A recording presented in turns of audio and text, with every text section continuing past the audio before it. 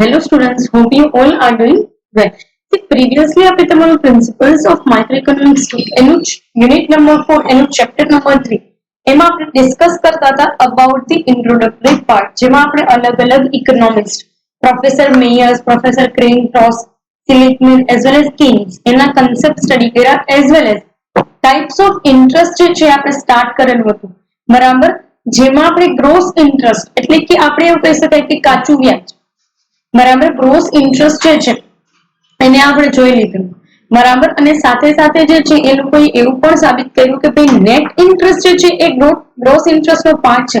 Obviously gross interest itself is a wider concept બરાબર. અને જે કન્સેપ્ટ ની અંદર દરેક વસ્તુ આવરી લેવામાં આવતી હોય તો most of the things are part of it બરાબર. એક એ જે છે આપણે ધ્યાનમાં રાખવાનું છે અને નેટ ઇન્ટરેસ્ટ જે છે ગ્રોસ ઇન્ટરેસ્ટ જે છે એનું એક ભાગ છે. એટલું એ લોકોએ તમને કીધું હતું. હવે આગળ તમને કે છે ગ્રોસ ઇન્ટરેસ્ટમાં કઈ કઈ બીજી વસ્તુ આવે તો કે રિવોર્ડ ફોર ટેકિંગ રિસ્ક બરાબર. સી તમે રિસ્ક ને રિલેટેડ ઘણા બધા આસ્પેક્ટ્સ એન્ટરપ્રિન્યોરશિપ 1 ની અંદર સ્ટડી કરી ગયા છો બરાબર. જેમાં એન્ટરપ્રિન્યોર જે છે એની રિસ્ક ટેકિંગ ક્વોલિટીની અંદર એ લોકોએ તમને રિસ્કના બી ટાઇપ્સ સમજાવેલા હતા બરાબર. અહીંયા એ લોકોએ તમને બે થી રિસ્ક આપેલું છે. એક તો ઇન્ડિવિજ્યુઅલ રિસ્ક અને બીજું આપેલું છે ટ્રેડ રિસ્ક બરાબર. બંને વસ્તુ જે છે એની અંદર એ લોકો અલગ અલગ પોઈન્ટ ઓફ વ્યૂ જે છે એને ડિસ્કસ કરે છે. But let us focus over to that part. રિવોર્ડમાં તમને એવું કહે છે કે when the owner of the capital lends the capital he takes risk બરાબર. કહેવાનો મતલબ એવો છે કે જે વ્યક્તિ મૂડીનો માલિક છે એ વ્યક્તિ જ્યારે ક્યારેય પણ એ મૂડીને ક્યાંય રોકે છે એનો સીધો સાદો મતલબ એવું થાય છે કે એ વ્યક્તિ રિસ્ક લે છે એટલે જોખમ લે છે બરાબર. therefore he must get some amount for taking risk besides net interest એટલે કે net interest તો તમને મળવાનું જ હોય બરાબર. જે કાંઈ પણ એને મિનિમમ એવું કહી શકાય કે ઇન્ટરેસ્ટ રેટ હોય તમે જે પૈસા લેન્ડ કરવાનો છો જેટલી અમાઉન્ટ એના માટે મિનિમમ જે નેટ ઇન્ટરેસ્ટ હોય એના સિવાય બી તમને એક રિવોર્ડ મળવો જોઈએ કારણ કે તમે રિસ્ક લ્યો છો, જોખમ લ્યો છો. જોખમ બે પ્રકારનું હોય છે. તમે કોઈ વ્યક્તિ જે છે એને પૈસા આપો છો તો એ પ્રકારે રિસ્ક હોય અને તમે કોઈ બિઝનેસની અંદર પૈસા રોકો છો, કોઈ ધંધામાં પૈસા રોકો છો તો એનું રિસ્ક એ પ્રમાણે હોય બરાબર. સો એ પોઈન્ટ ઓફ વ્યૂ થી આ લોકો તમને બતાવે છે જોઈ ઇન્ડિવિજ્યુઅલ રિસ્ક અને ટ્રેડ રિસ્ક ને આ લોકો કયા જે છે એ મેનર ની અંદર ડિસ્કસ કરે છે. Right, let us discuss about that part. when a person lends money there is a risk involved whether he would have desire, honesty and capacity to return money in future. Therefore, considering the degree of individual risk, they are particularly charging some or the other type of interest rate or we can say that extra interest rate બરાબર. હું તમને એક બહુ સીધી સાદી વસ્તુ સમજાવું છું, બહુ બેઝિક એવો ડિફરન્સ સમજાવું છું.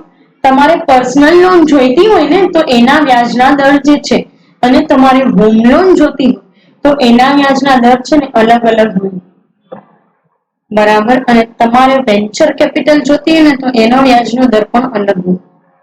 શું કામ? કારણ કે જ્યારે તમે કોઈ વ્યક્તિને પૈસા આપો છો ને, કોઈ વ્યક્તિને લોન આપો છો ને તો એનું રિસ્ક એ પ્રમાણનું બરાબર. એ વ્યક્તિની ઓનેસ્ટી કેટલી છે, એની કેપેબિલિટી કેટલી છે પૈસા પે કરવાની. આજે મારો મહિનાનો પગાર 5000 રૂપિયા હોય અને હું માર્કેટમાંથી ₹1,00,000ની લોન જે છે ડિમાન્ડ કરું છું એ પર્સનલ લોન તો એ લોકો જે છે એ મને આપવા માટે બી એ લોકો પેલા તો રાજી ના હોય અને આપે તો બી એ લોકો એમાંથી અમુક જ પર્સન્ટેજ જે છે એ સેન્કશન કરે. કારણ એનું એક માત્ર એટલું છે કે મારી કેપેસિટી જોવે છે એ લોકો રીપેમેન્ટની કેપેસિટી બરાબર. અને જો મારી રીપેમેન્ટની કેપેસિટી નહીં હોય તો એ લોકો મને નહીં જ આપે. બીજી એક વસ્તુ છે મારી ઓનેસ્ટી કેટલી બરાબર. કારણ કે આખી દુનિયામાં તમે ગમે તે બેંકને પકડી લો એક પણ બેંક એવી નથી કે જેની અંદર એનપીએ ન હોય, નોન પરફોર્મિંગ અસેટ એટલે કે એવા લોકો કે જે ડિફોલ્ટ થઈ ગયા છે જે લોકોએ લોન રિપેમેન્ટ કરવાની હતી અને નથી કરેલી એવા લોકો, બરાબર. અને એવા ડિફોલ્ટ લોકો જે કોઈ પણ છે, બરાબર, એ આ જ રીતે બનતા હોય છે. જે લોકોએ પર્સનલ લોન લીધી, કોઈ બિઝનેસ લોન લીધેલી છે, કોઈ હોમ લોન લીધેલી છે, બરાબર. તો એ જ લોકો જે છે એની વાત કરે છે. Right? Whether he would have desire, honesty and capacity to return money in future. એ વ્યક્તિની ઈચ્છા શક્તિ કેટલી છે, કેટલી વ્યક્તિની ઈમાનદારી છે, અને એના કરતા વધારે જે છે કેટલી કેપેસિટી છે, ક્ષમતા કેટલી છે લોન ને પાછી દેવાની. એ જ ન હોય તો હું શું કામ લોન આપું, બરાબર. તો એ એક વસ્તુ જે છે અહીંયા કીધેલું છે. અને યસ, ઇન્ડિવિજ્યુઅલ રિસ્ક છે ને એના માટે તમારે સામે સાબિતી એવી દેવી પડે, પુરાવા એવા દેવા પડે કે ભાઈ આટલી આટલી વસ્તુ છે મારી પાસે, આટલી આટલી પ્રોપર્ટી છે, એટલે હું જે છે એ ઇન્ડિવિજ્યુઅલ જે છે એ બેઝથી રિસ્ક લેવા માટે રેડી છું, અથવા તો હું તમારી લોન રીપે કરવા એબલ છું, એવું સાબિત કરવા એને ઘણા બધા ડોક્યુમેન્ટ્સ આપવા પડે. ફાઇન. નેક્સ્ટ તમને કીધું છે ટ્રેડ રિસ્ક. કોઈ ધંધાની અંદર તમે પૈસા ઇન્વેસ્ટ કરો છો અને એ ધંધો કેટલો સક્સેસફુલ જાય છે નથી જતો એના ઉપર આધાર છે, બરાબર. સો yes, it is also the risk. આગળ જો શું કે છે, the borrower may be honest but industry in which he invests in his money may be risky. Considering these risks involved in trades, business or industry, money lender charges some more interest in addition to net interest. બે કેસની અંદર net interest plus પણ અમુક risk માટેના interest લેવામાં આવે છે. કારણ એનું એકમાત્ર એટલું છે કે હું તો ઈમાનદાર છું, પણ જે જગ્યાએ મેં પૈસા ઇન્વેસ્ટ કર્યા છે, જે જગ્યાએ મેં રોકાણ કર્યું છે, પ્રોબેબલી એ જગ્યાએ મને નુકસાન જવાની જે છે એ શક્યતાઓ છે, બરાબર. નુકસાન જવાની પોસિબિલિટી છે, અને જો ત્યાં નુકસાન જવાની પોસિબિલિટી છે તો of course money lender will charge some of the other type of extra interest. કારણ એનું એકમાત્ર એટલું છે કે એને પોતાને નુકસાની ભોગવવી ન પડે, કારણ કે જો એને નુકસાની ભોગવવી પડશે તો પતી ગયું, બરાબર, તો પૂરું થઈ ગયું. ફાઇન. સો એ એક કન્સેપ્ટ જે છે એ આની અંદર તમને આપેલો છે કે ભાઈ એના કરતા વધારે ઇન્ટરેસ્ટ ચાર્જ કરવામાં આવે છે. થર્ડ નંબરનો પોઈન્ટ ઓફ વ્યૂ આવ્યો છે કે રિવોર્ડ ફોર ઇનકન્વીનિયન્સ ઓર પેમેન્ટ ફોર ઇનકન્વીનિયન્સ, બરાબર. સી, ઘણી વખત એવું બને છે કે તમે ઈચ્છતા નથી છતાં પણ કોઈ એવું કહી શકાય કે એવી હોર્ડલ્સ આવે છે તમારા વે ની અંદર, તમારા રીપેમેન્ટ વે ની અંદર કોઈ હોર્ડલ્સ આવે છે.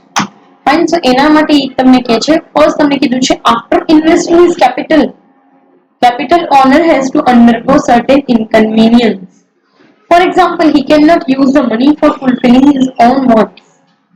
બરાબર. ઓફકોર્સ હું જેટલા પૈસા સામેવાળા વ્યક્તિને આપું છું એટલા સમય માટે હું મારા પૈસા તો નહીં જ યુઝ કરી શકું, એટલે કે મારું જે કંઈ પણ સ્પેન્ડિંગ છે પોસ્ટપોન થાય છે તો કે હા હું એ પૈસાને યુઝ નહીં કરી શકું, અથવા તો મારા માટે અમુક એવા હર્ડલ્સ ક્રિએટ થશે કે જ્યાં હું આ પૈસાનો ક્યાંય બી મારા પર્પઝ માટે કે કોઈ બીજા પર્પઝ માટે હું એની યુઝ નહીં કરી શકું. યસ ઓર નો? તો શું કે છે તો કે after investing his capital owner has to undergo certain inconvenience. For example, he cannot use the money for fulfilling his own wants.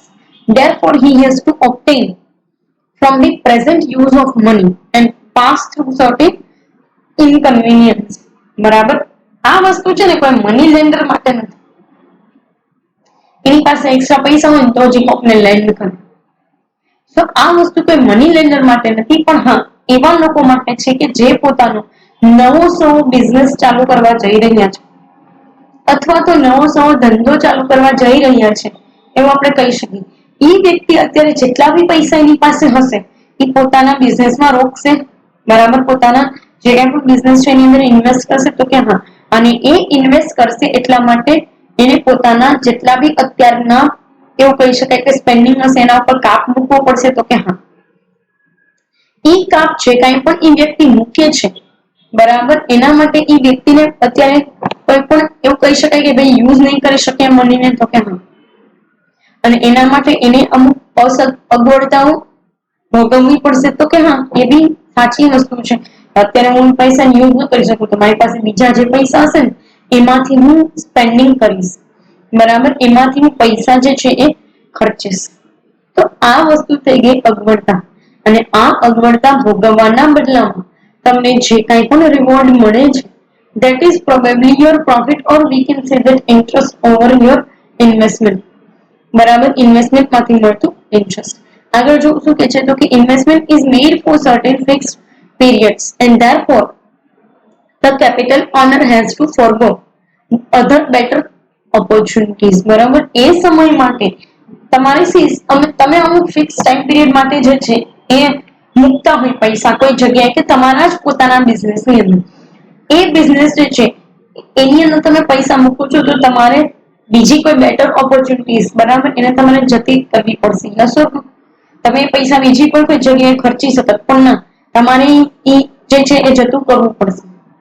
બરાબર, તો એનો એક પોઈન્ટ ઓફ વ્યૂ જે છે એ તમને આની અંદર આપેલું છે કે ભાઈ કઈ વાંધો નહીં, એ જે કાંઈ પણ પ્રોબ્લેમ્સ આપણે ફેસ કરવાના છે, બરાબર, એના માટે તમને એક રિવોર્ડ મળે છે, અને એ રિવોર્ડ જે છે એ જ આ તમારું ઇન્ટરેસ્ટ છે. અને આ ટાઈપના રિવોર્ડ જે છે એ ગ્રોસ ઇન્ટરેસ્ટ ની અંદર ઇન્ક્લુડેડ હોય છે.